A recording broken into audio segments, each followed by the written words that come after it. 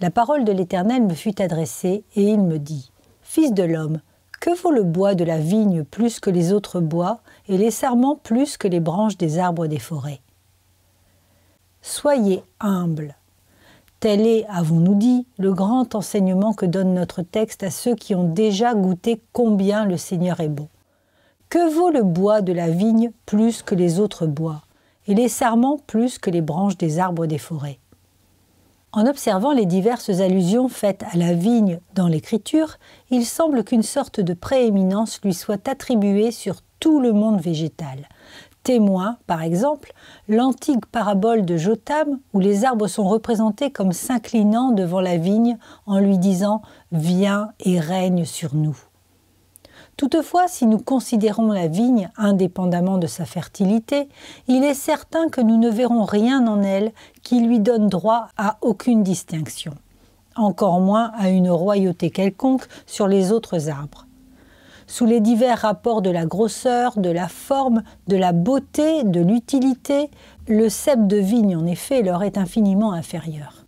Il n'est propre à aucun usage. En prendra-t-on du bois pour en faire quelque ouvrage, ou en prendra-t-on une cheville pour y prendre quelque chose? À part sa fertilité, la vigne est donc à peu près inutile. Nous l'admirons, il est vrai, lorsque nous la voyons tapisser de son riche feuillage les murs de nos demeures, et en Orient surtout, où les plus grands soins étaient apportés à sa culture. Elle atteignait le plus haut degré de luxuriance. Mais qu'on prenne la vigne à son état de nature, qu'on la laisse à elle-même, elle est sans contredit un des arbrisseaux les moins intéressants et les plus inutiles qui croissent sous le soleil. Or, mes bien-aimés, il en est de même de l'Église de Dieu, et voilà pourquoi l'humilité est pour elle un impérieux devoir. Les croyants sont appelés la vigne du Seigneur, mais par nature, que valent-ils plus que leurs frères en Adam? Ils ne sont pas meilleurs que leurs semblables. Il est même des hommes du monde qui leur sont infiniment supérieurs, soit par l'élévation de leurs sentiments, soit par l'excellence de leurs qualités. Sans doute, par la grâce de Dieu, les chrétiens sont devenus des sarments fertiles. Ils ont été plantés dans un bon terroir. Le Seigneur a étendu leurs rameaux sur les murailles du sanctuaire et maintenant ils portent du fruit à sa gloire. Mais j'en appelle à leur propre témoignage. Que seraient-ils sans la miséricorde de leur Dieu? Que deviendraient-ils sans l'influence continue du Saint-Esprit qui seul féconde leurs âmes? Ne sont-ils pas les derniers parmi les fils des hommes, les plus méprisables entre ceux qui sont nés de femmes? Considère ceci, ô croyant. Avant ta conversion, qu'y avait-il en toi qui puisse te rendre agréable aux yeux de Dieu? Que dis-je? Maintenant même, qu'y a-t-il en toi dont tu es sujet de te glorifier? Ta conscience ne t'accuse-t-elle point sans cesse? Est-il un seul jour de ta vie dans lequel tu n'offenses point le Seigneur, et tes infidélités, tes égarements sans nombre ne te disent-ils pas que tu es indigne d'être appelé son fils? La faiblesse de ton intelligence, la fragilité de ton sens moral, ton incrédulité toujours reconnaissante, tes chutes réitérées, en un mot, les misères de tout genre ne t'obligent-elles pas à reconnaître que tu es moins que le moindre de tous les saints? Et s'il a plu à Dieu de faire de toi quelque chose, ne dois-tu pas avouer que c'est uniquement par un effet de sa grâce libre et souveraine, que tu es ce que tu es?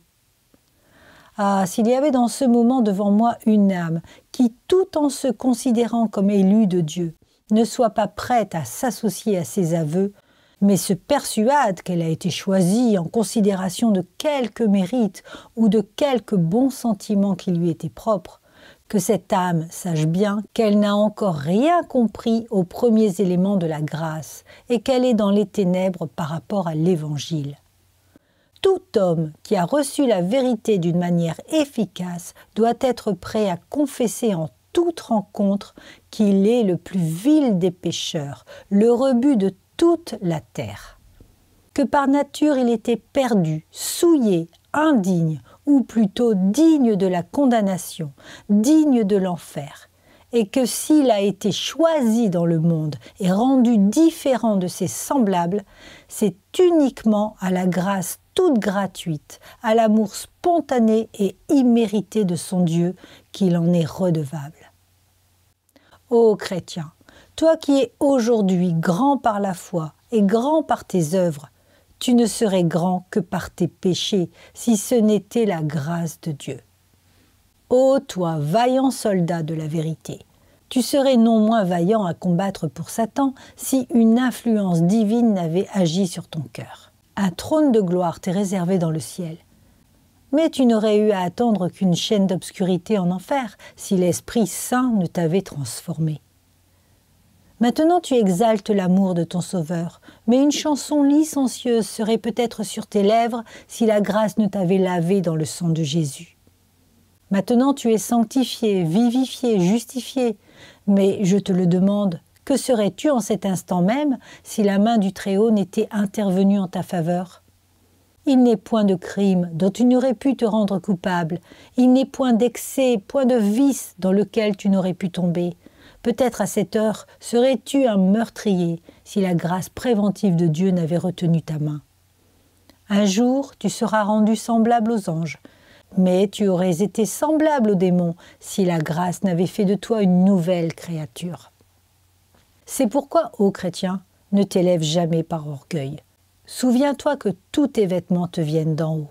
Des haillons étaient ton seul héritage. Souviens-toi que la somptueuse demeure, l'inépuisable trésor qui t'attendent pour l'éternité, sont un don de ton Père céleste. Il fut un temps où tu ne pouvais dire que rien n'était à toi, si ce n'est tes péchés et ta misère.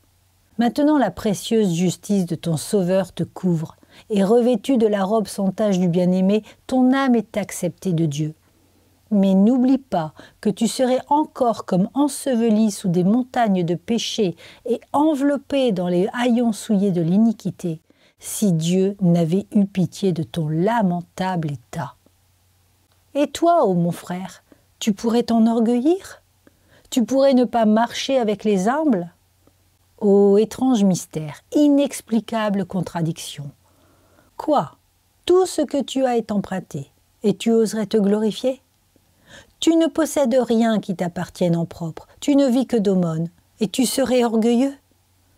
Misérable indigent, dénué de toute ressource, tu dépends entièrement de la magnificence de ton Sauveur, et tu serais vain ?